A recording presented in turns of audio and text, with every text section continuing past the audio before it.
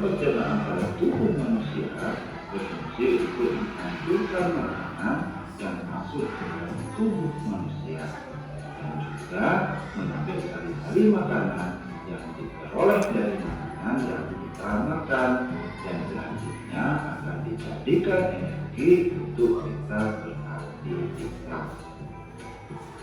Seperti apa ya proses pernapasan manusia? Yuk simak videonya ya. Pertama, makanan masuk ke mulut. Mulut merupakan pintu gerbang ke sistem pencernaan.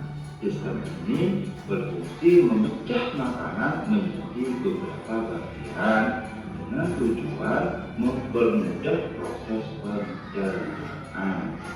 Ludah sangat berguna karena bercampur dengan makanan dan bisa lebih menghancurkan makanan sehingga lambung tidak perlu mencerna seluruh bongkahan makanan.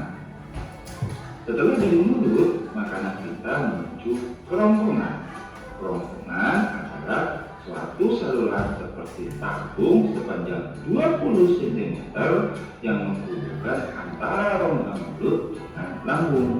Di dalam kerongkongan terjadi gerakan peristaltik, yaitu gerakan meremah yang oleh dinding kerongkongan untuk membuat makanan terdorong masuk ke dalam lambung. Setelah dari kerongkongan, makanan masuk ke lambung. Kalian tadi kan sudah